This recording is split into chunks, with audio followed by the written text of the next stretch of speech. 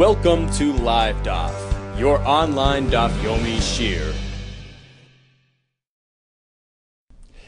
Shalom Aleichem and welcome back to today's Daf Hayomi Nazir Daf Tes Vav. We begin at the Mishnah, which is line 6 from the top of the Amud. We're going to discuss once again a Nazirus within another Nazirus. So a fellow gets up and says like this: Hareini Nazir, the Gesheheli Ben. Upon the birth of my son, Be'ezus Hashem, I will be a Nazir to thank Hashem, to celebrate the occasion. Number 2, in addition to that, I will also be a Nazir for 100 days. The Nazir Me'ah Yom. Okay? So, first commitment is 30-day Nazirus upon birth of my son. Number 2, I will be a Nazir for 100 days, and he'll start that today, okay? Because until his child is born, he may as well begin counting the 100-day Nazirus, and perhaps he has to keep the 100-day Nazirus starting from today, but really it's second priority. So what happens is that as soon as the son is born, he has to stop. He has to take a pause, take a break. Noyad Ben, when a son is born. So, ad shivim, well, it depends when this happens.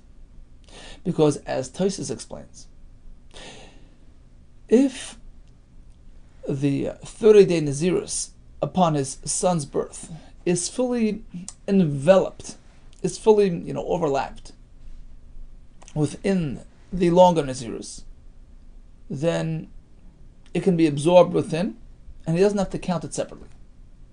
All he needs to do is keep 100 days of Nazirus, and he's yotzei both commitments. So it depends when the child is born. Noilad ben ad shivim, if son is born up until day 70, including day 70, in which case, theoretically speaking, if he would start a 30-day Nazirus on that day, it would culminate at the conclusion of the 100 days. It would not spill over beyond 100 days.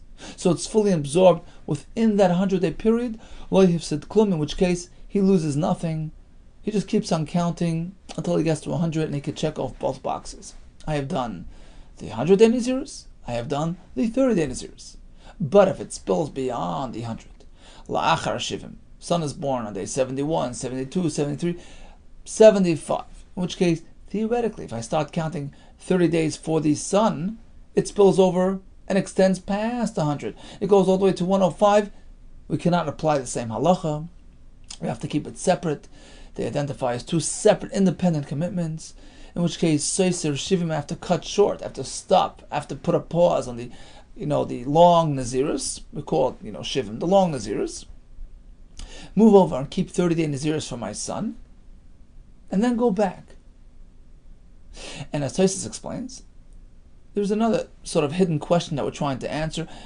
Fine, when I go back after the 30th day for my son, why don't I take a haircut for the Nazirus of my son? I can't do that. Because suppose I only have 25 days left from the long 100-day Nazirus, and I go back to keeping those 25. If I do a haircut before that, that's not enough. I need at least 30 days to let my hair grow back. So bottom line is, if son is born on day 75 of that long 100-day Nazirus, you shift tracks, do 30 days for the son, don't take a haircut. Go back and complete another 25 days to conclude the 100-day Nazirus. Amar Rav, listen to Rav's Chidush. Yom Shivim. If son is born on day 70, he's going to end up gaining 1 day. He's going to end up shaving off 1 day from his 100-day Nazirus. How's that? Listen to this. Amarav Yom Shivim Oila Lakan. If son is born on day 70, that day, day 70, can count both ways. Can be applied as day 70 for the long Nazirus, and also count as day 1 for my son's Nazirus, for the 30-day Nazirus on account of my son's birth. In which case, if we fast forward ahead. We go 30 days down the road. If day 70 is considered day 1 for my son's 30-day Nazirus, so day 70 is 1, day 79 is 10 days, day 80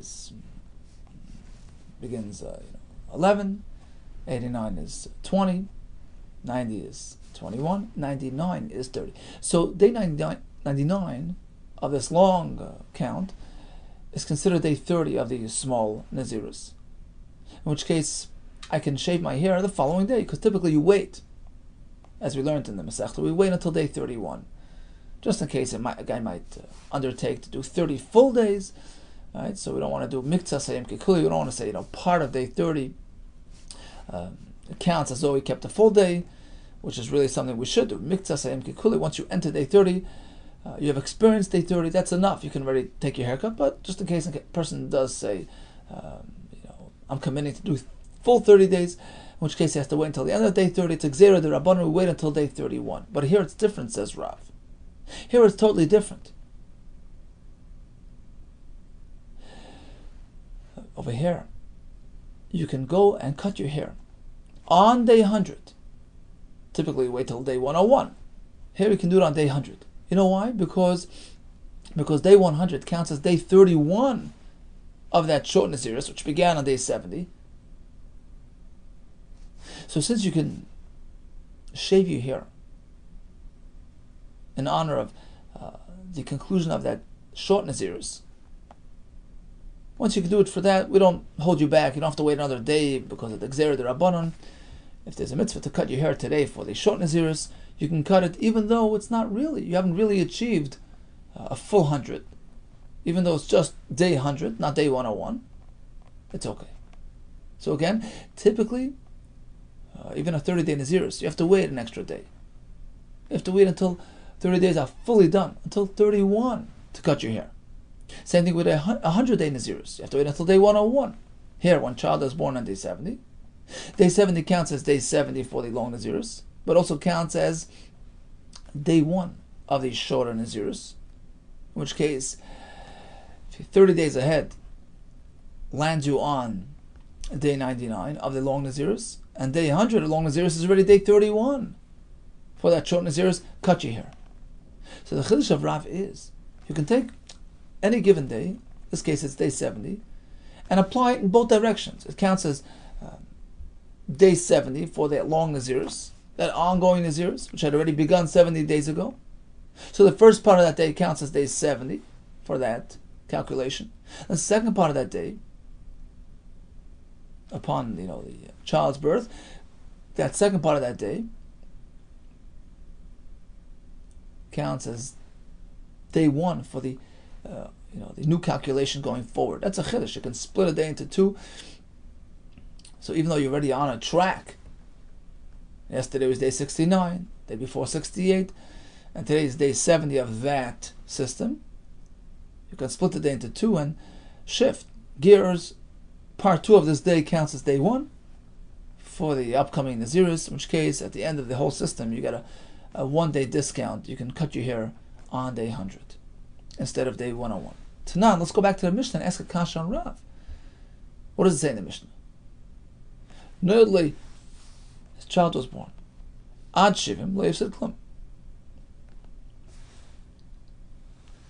If he was born, anytime until day 70, he doesn't lose anything, right? Because, as we said, since there's at least 30 days left to the long, 100-day Nazirus, and the second smaller Nazirus is totally absorbed into that number, you just count them both, concurrently together, and you don't have to add any more days at the end. According to Rav, you can actually end up gaining a day. You can cut short a day. Itguri mitkar. So not only isn't he losing, he's actually gaining. And the Tana should have said so. Guess what? You're gaining a day. If your child is born exactly on the right day on day 70. You'll end up cutting your hair on day 100 instead of day 101. Why didn't the Mishnah mention that if that's true? Says the Gemara, you're right. You're right, you're actually getting a day. Mishum Diktani Seifa, on account of the next part of the Mishnah. Achar Shivim, if the child is born, after 70, then you're in trouble. Ksaiser Shivim, you have to, cut your long Naziris, move over to the short Naziris, and go back to the long Naziris. So the point there is that you actually, you're losing. Tani Reisha Shivim. So on account of that, the first part of the Mishnah makes reference to a child born up until day 70, including day 70, saying that you don't lose anything. And the point is that we're just contrasting. In one case you lose, in one case you don't lose, but really it's more than not losing, you actually gain, like Rav. Tashma Miseifa, we're going to have another kasha from the Seifa of the Mishnah, which says, Noilad Achar Shivim. If a child is born after, past day 70, Seiser Shivim, you have to stop, and, count the short one, go back to the long one. And the question is, according to Rav, why is this so? Even if a child is born on day 71, you're still okay. Why? Because the first portion of day 71 counts, as day 71 towards the ongoing Naziris, right? But the second part of today can count as day 1 towards the new Naziris, in which case it's going to end on day 100. So you're really totally overlapped within the larger count, within the larger 100-day Naziris. So why does the Mishnah say that anything past 70 gets you into trouble because it's going to extend past the 100 days? It's not. According to Rav, even if it's on day 71, you're still safe, you're still okay in the nick of time, because day 71, even though part of it is already gone, but the second part of it can count as day 1 of that short Naziris, in which case it's going to culminate on day 100 together with the long one. So they're both concurrent, they're both overlapping. You're right, says the Gemara. My achar, and the Mishnah says after 70, that's not 71. Achar means way past 70, after 70, meaning 72. Then it's too late. If you start on 72, you're going into 101. That's already past 100. Aval achar mamish. But if it's just achar, one day past 70, meaning 71, what would happen? In this case, you're right. You're saying that no harm was done, according to Rav. My area, the Tani. So then why does the Mishnah say if the child was born up until 70, you haven't lost anything? The Mishnah should have said a bigger chiddush.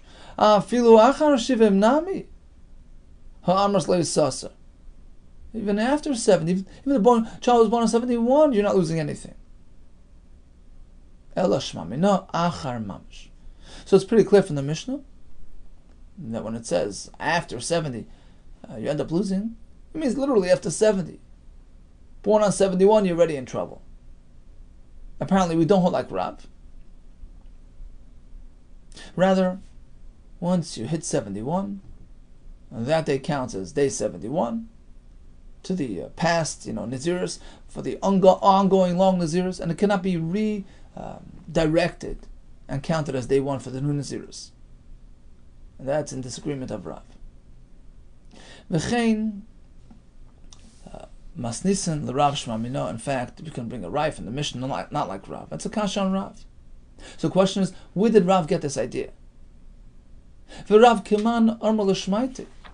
Whose opinion was Rav following when he said that the day of the child's birth can be counted in both directions, can be applied to the past Naziris and to the new Naziris? Ilam Abu Shol, perhaps like Abu Shol, who states presents a similar opinion with respect to Avelus. This is not Hakaveres Meisi. Shloisha Yamim Kaim L'Regel. If one was involved in burying his relative, meaning his relative passed away 3 days before Yom Tov. So as soon as the Kvura happens, the Shiva starts, in which case there's no washing, etc., etc. But then Yom Tov comes along within 3 days. Batla Mimenu Gzeira Shiva. So once he kept 3 days of Avelus, he sort of, experienced the more intense portion of the Shiva. The Ikar Avelus is the first 3 days. So then when Yom Tov comes along, Batla Mimenu Gzera Shiva, the din of keeping a full Shiva becomes batal, becomes nullified, cancelled. Yom Tov cancels it. Shmoyne Yamim Kamil Regel. Suppose this occurs 8 days before Yom Tov, so he's already 1 day into the Shloshim, which has its own restrictions, no haircutting, etc. So once he experienced some of the Shloshim, because he's already on day 8, Batla Mimenu Gzera Shloshim. So Yom Tov, which comes along, cancels Shloshim, and that's it. After Yom Tov, he doesn't have to go back to Shloshim. Umutal Saper Erev Regel, in which case he can take a haircut before Yom Tov.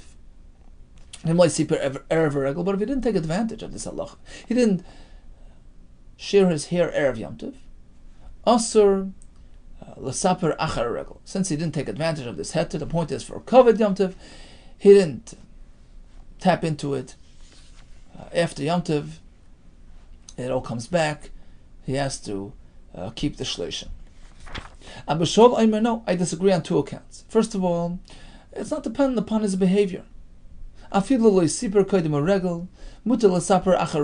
he didn't take advantage, he neglected to take a haircut and cut with Yom Tov. It's okay. Yom Tov automatically cancels the rest of the shloshim. He can cut his hair after Yom Tov. That's one thing. And then he says like this: because just like when a person keeps the first 3 days of the Shiva, which is the more intense and serious part of Shiva, and then Yom Tov comes along, Yom Tov is mevatel gzera Shiva. Kach, the same thing with Shloshim. Mitzvahs Shiva. Listen to this. Mitzvahs Shiva. Mevatel gzeras lamed.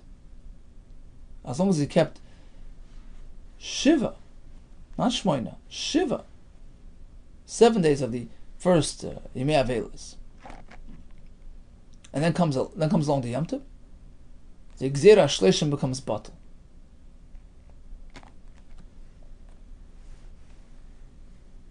Which means that if his 7th day of Shiva fell out of Erev Yom Tov, and then Yom Tov comes along, the shloshim is gone,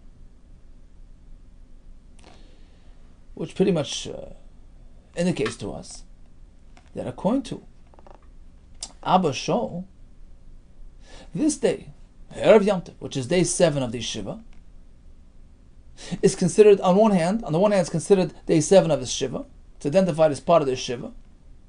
And on the other hand, it can also be considered as day 1 towards the shloshim. Right? That's what he's saying. Now once you get into the 7th day of Shiva, you've already experienced the initiation of the shloshim. In which case, when Yom Tov comes along, it cancels the rest of the shloshim. That's it. After Yom Tov, he's off the hook. My time with Abba Shaul. Why is Abba Shaul holding this way? Why is the shloshim batal? Lavashim dekasavar shvi oila lakan.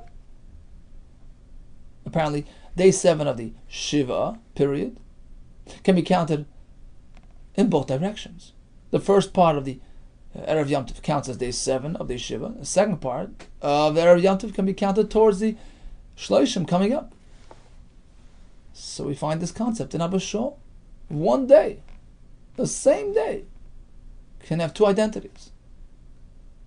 Says the Gemara, no, Dilma. Ad kan leikam Abba Shaul el bavela zayin derabon. You're right. Perhaps, although Abba Shaul does seem to hold that the first part of the day can be counted towards the past experience, the second part of the day can be counted as initiation of the future experience, but that's only by the din of Avelis Shiva, which is midrabanan. Taisa says, although minat Torah there is Avelis, that's only the first day. But everything else is the Rabbanon. So that allows us to apply this leeway. Aval ben Nazir is the Araisa, but when it comes to our Sugya, another the Araisa, Loi, who says you can double tag the day? So this will not provide a source for Rav's Chidush. Elo says the Gemara will have to find a different source for Rav. Rav the Amak Rabbi Yesi. Rav would follow Rabbi Yesi, who seems to hold of this concept. The Sani Abresi Yomer. Shemeros Yom Kineged Yom. You have an Isha, as soon as she sees a dam, as soon as she sees blood, she becomes tummy for 7 days. She becomes a nida for 7 days, irrespective of whether or not she saw more dam throughout that 7 days. After she's finished 7 days, begin a sequence of days called Yimei Ziva. Halacha being as follows. If she sees dam one day, she's tummy and she has to be a shemeres yom. She has to ensure that the following day is free of any dam. And that free day, that pure day, that clean day is Kineged Yom, corresponds to the previous day in which she experienced dam. Now, if she's successful, she's free of dam on day 2 of the Meziva, she can be toivel, and she's tar. Right? Now, it's Erev Pesach, and she would like to have a korban Pesach. Shemeros Yom Kineged Yom. So she showed dam on the first day of Yimei Ziva. Let's call it on a Sunday. Dam on Sunday, in which case Monday has to be free of dam to enable her to be tar. So she was Shemeros Yom Kineged Yom. She was waiting on that Monday, hoping to be free of dam. And in fact, it's already power into the day. So far successful. Sheshachtu v'zorku aleh b'sheni shelo. So they did shchita, they did zrika of the korban Pesach on her behalf. V'achakach rasa. And to her disappointment on that second day, on that Monday, after she got the korban Pesach applied, to her account, she saw dam. Harezu eina yicheles. So first of all, she's now certainly tamei. She can't partake in the korban Pesach. Uptura melasas Pesach sheni. But listen to this. She can't either bring a second Pesach, a make-up korban Pesach, and an Iyar. Why? Because she had already had a part in this korban Pesach. Because at the time of the Shechita and the Zrika, she was tar. So although she sees dam at the end of that day, that's matami her going forward. It's not a retroactive experience. So until and including the Zman Pesach, she was still tar because of Miktas Hayom Kekuli. My time with Rabbi Yesi. What's Rabbi Yesi's rationale? That she cannot bring a Pesach Sheni. Lav Mishum de Kasavar. Isn't it because he holds of Miktas Hayom Kekuli? But even though the past days were tummy, and the end of today was also tummy, but since in the morning she was tar, we can break away from her past experience. The initiation, the start of today b'tahara allows us to count this day as a yom tar for the time being. And although come the end of the day she becomes tummy again, we skip the next few words. It's mishum de kasavar. Tesis as we take it out. Mishum de kasavar mikana labahu matame. It goes together with the fact that we treat the tumah going forward. It's mikana laba. It's not retroactive. So basically, you could take this day, day 2 of the Shemeres Yom Kineged Yom, and say, look, although part 2 was betuma, but it doesn't affect her going back. Part 1 of today was betahara. And the korban Pesach that was brought on her behalf during that portion of the day is considered her korban Pesach. So she had a korban Pesach. She can't eat it anymore, but she has a chelik in the korban Pesach. Eating is not ma'akev. So she was yet to the mitzvah. She can't bring another korban Pesach later on. So this is Rav's svara. You could take one day and send it in both directions, using the concept of mixes yom kikulei. Says the Gemara, really? Does Rabbi Yesi really hold of this idea?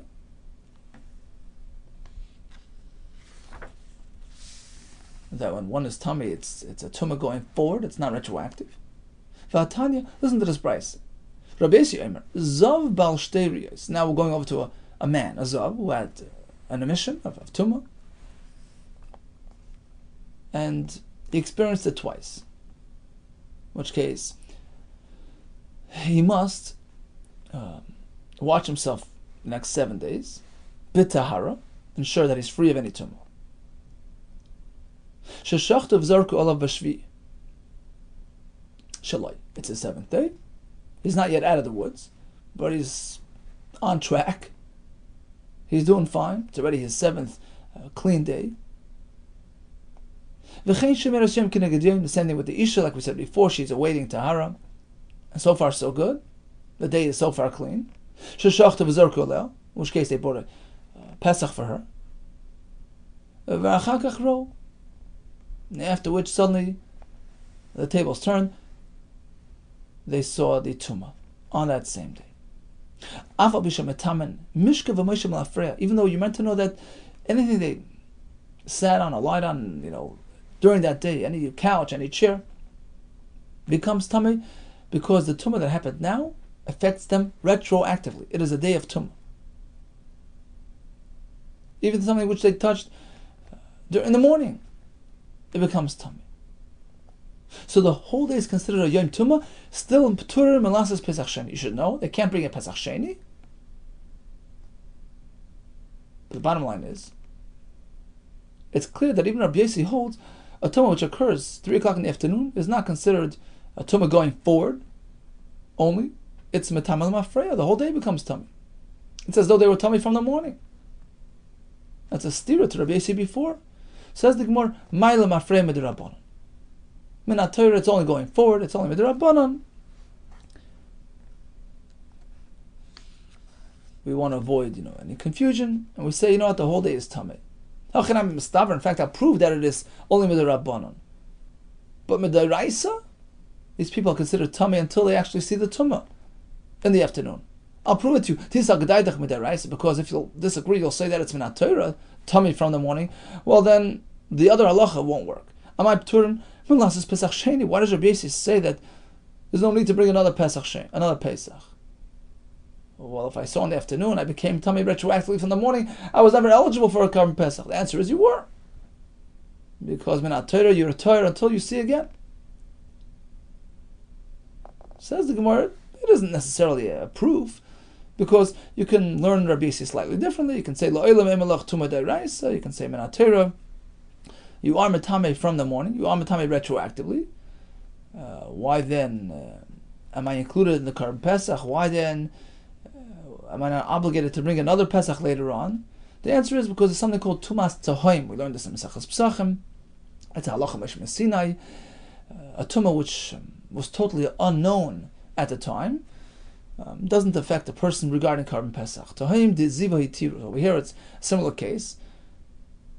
Come the morning, I was tired, I had no clue I'm going to be tummy that day, and I got the carbon Pesach at that point. It's called Tumas HaTohim. It's like Tumah deep on the ground. It's just a phrase, meaning it's unknown. So there's a heter, there's a special exemption there that I'm considered Tahar for the time being, and therefore I got a chelik in the carbon Pesach. So perhaps the raya from carbon Pesach isn't necessarily going to prove conclusively that when I see Tumah in the afternoon, Minat Torah, I'm considered Torah in the morning. The Tumah of my phrase only the Rabban.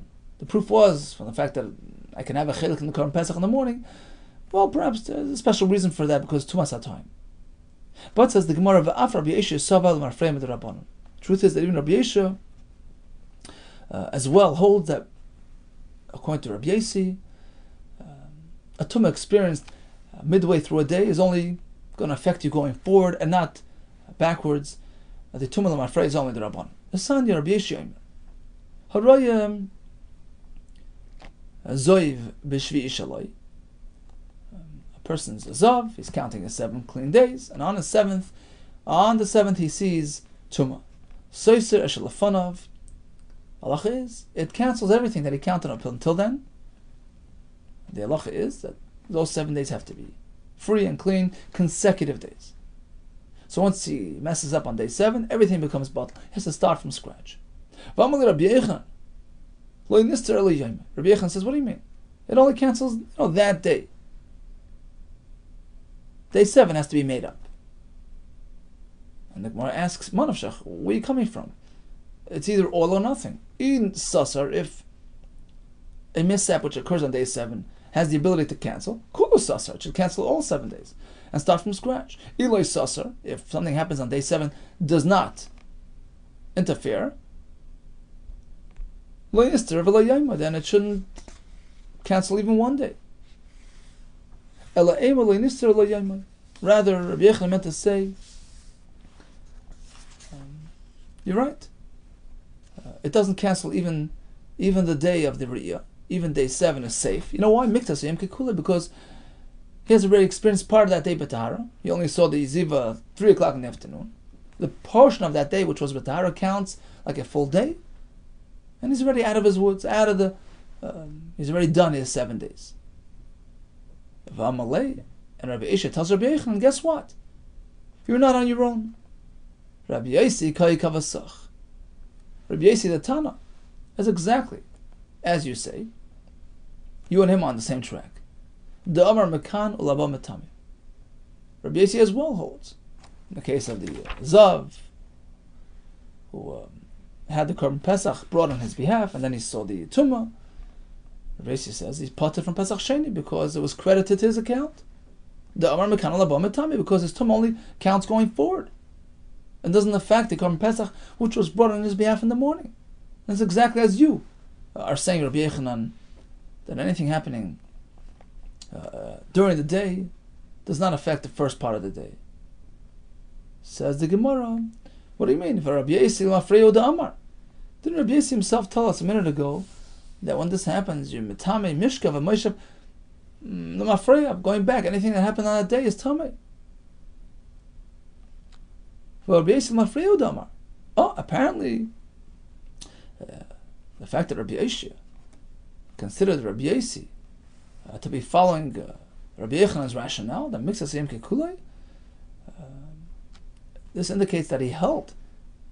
Ma'il mafrei, Rabbi Yossi said it's metamel mafrei b'derabbanon. It's only a tumah b'derabbanon to avoid, any confusion. But when Torah, midaraisa, if you start the day b'tahara, even if something occurs throughout the day, it's only going to affect you going forward and not retroactively. And there's going to be a raya to Rav, right? That you can take 1 day and have part of it go this way and part of it go that way. One more kasha on Rabbi Yossi. For Rabbi Yossi, michti, let's analyze Rabbi Yossi. Savar mitzvah same kikuli, right? Even if just part of the day was b'tahara, it counts. If so, zava gmura the maisa korban. We know that an isha who's a zava gemura, a full-fledged zava. So again, she sees dam, she's tummy for 7 days as a nida, after which she enters the ziva territory. And lach is, if she sees dam for 3 days in a row, 3 consecutive days, she becomes a zava. We call it a zava gemura, a complete zava, a zava gedoyla. And so then she brings a korban. She has to count 7 clean days, then bring a korban. It's a very unique, unusual situation. How do we ever get to that? Zava gemura the ma'isa korban, who brings a korban. How can you ever get to that? What's the problem? Let's say her 3 potential Yemei Ziva are, let's say, Sunday, Monday, and Tuesday. So let's say she sees them on Sunday. Halacha is, Monday she's called Shemeres Yom, she has to keep Monday, Keneged Yom, corresponding to Sunday. And then she sees them middle of Monday. And then the middle of Tuesday. That's not consecutive, because the first part of Monday was b'tahara, so that day counts as a day tahara, and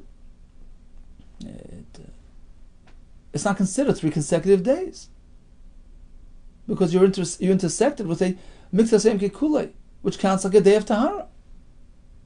Kiven the chazi palga diyayma, she sees down in the middle of one day, iduch palga diyayma sal kol shimar.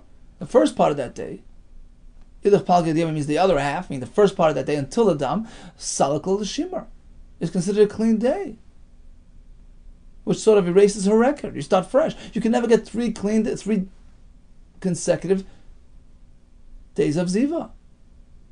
So again, in order to become a Zava Gedol, you have to have Sunday, Monday, and Tuesday Betuma.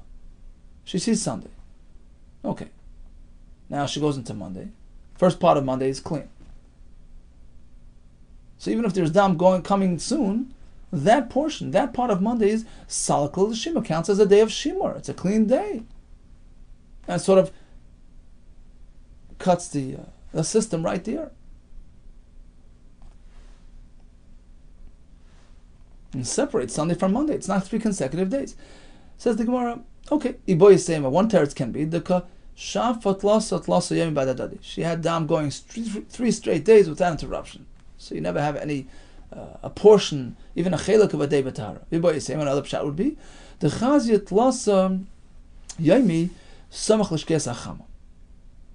So she saw dam at the moment before Shkia until into nightfall.